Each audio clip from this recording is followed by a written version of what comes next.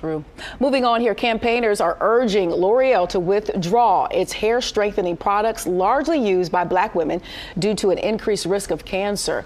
Politicians, activists, and industry experts have signed an open letter calling for research on the long-term use of chemical relaxers coordinated by the feminist group Level Up. Recent research associates chemical hair straighteners containing lye with cancer.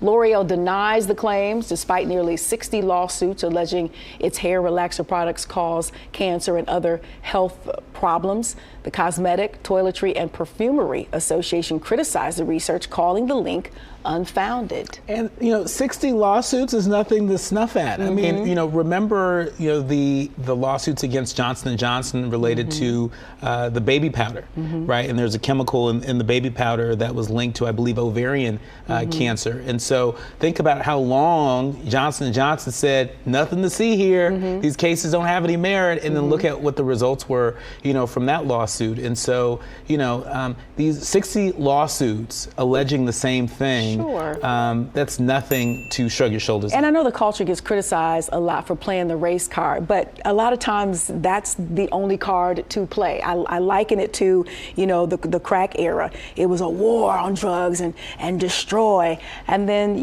with opioids, it's let's, rehabilitate and help.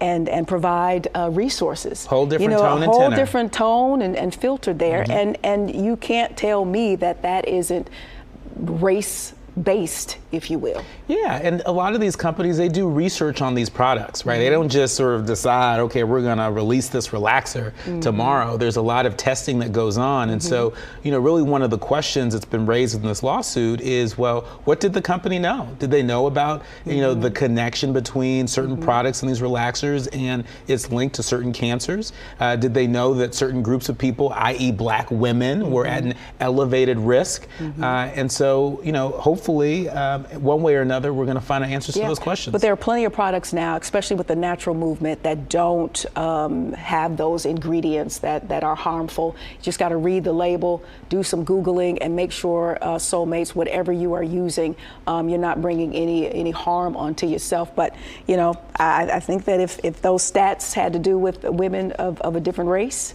maybe blonde, red, brunettes, that maybe this will be a whole different argument. We sure are going to find out. I'm just saying.